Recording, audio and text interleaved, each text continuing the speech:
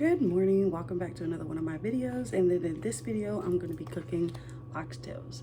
I've never made oxtails Jamaican style, and I've been looking, I think it was 5 or 6 different stores, and I finally got some packages of oxtails, and I got all the other ingredients. Those are frozen, but my oxtails are in the refrigerator right now. They've been marinating since yesterday, and yes, I use all the spices that were in the recipe, and I got this recipe from YouTube. So with that being said, let's just jump into the video. Okay, y'all, so here go my oxtails. I seasoned them last night. I did rinse them twice in vinegar and water and lemon. And what we're gonna do with this, we're supposed to brown it, and while I'm browning it, then I'll do my veggies. And it says a little bit of oil, and you just brown your oxtails. So that's what I'm gonna do. Just a little bit of oil. So then we're gonna grab these and we're gonna dump them in there. Make sure it gets hot, real hot.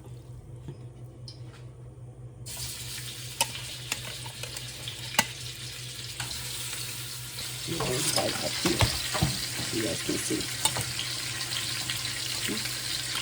And it says you're supposed to brown. And the little pieces, I'll just be throwing it on top. Alright, you guys, I see you use an onion. Any peppers you want. I'll be using either the red and the yellow. Doesn't really matter. And I got my bay leaves, scallions, and then I also got chipped carrots because I don't feel like cutting them, so I just throw them in there, and it should be easier since they're very thin. And we're gonna start cutting onions, and hopefully nobody cries on camera. I am not an expert, so don't expect me to do things how everybody else does them. I do want to follow the recipe. So that's what we're gonna do. And I watched a video on YouTube about like 6 times just so that I can get all the steps down.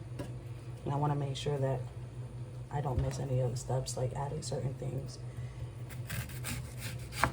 So I was gonna slice these and then dice them as small as I can. There we go. So we're gonna do it like this, and then I'm just gonna chop them. I think 1 onion is good. They never measured it on the video, so I'm just gonna assume that 1 is good. And just so you know, I'm throwing it back in the pot where my oxtails were, so I'm gonna use that as well as the beef broth. Then do the peppers. They say you can use any peppers you want, so I'll be using 2. We don't be eating that much veggies, so it's kind of funny to me. Just empty out the peppers.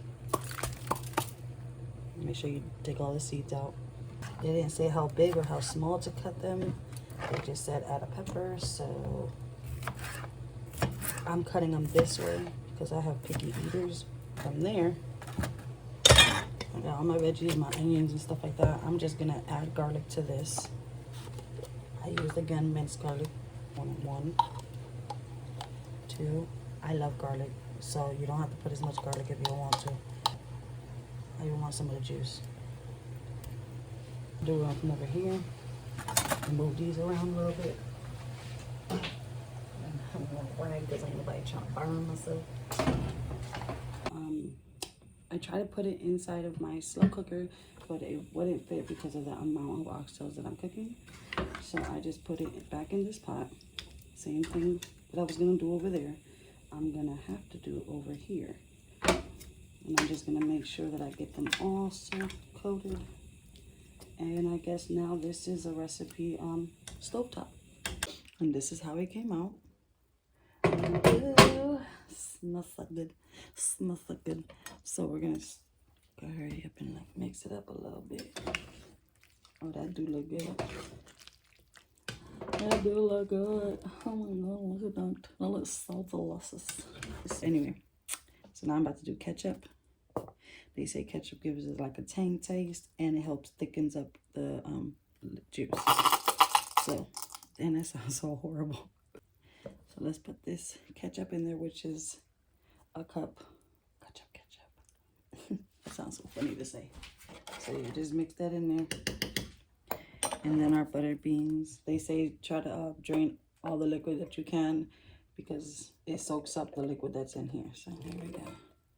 They look Okay, so here we are with the second one.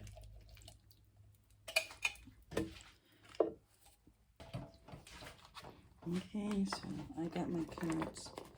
I'm just gonna put that one on, like, I'm just gonna put that in there.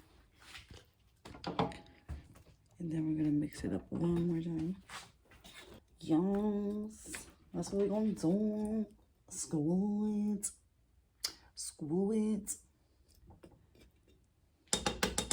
And we'll be back in a little bit. Peace out, yo. So I just added in my bay leaves, my shallots, all that good stuff. And now I'm just gonna let it simmer and thicken up and get all good. And I'll see you guys in a couple hours. Maybe an hour or two, who knows? I just hope that thing tastes good. And I know it will. Okay, y'all, so we're just gonna hurry up and check our meat. Oh my God, it smells so good. Oh, look at that. Look how it's falling off the bone already. That looks so good.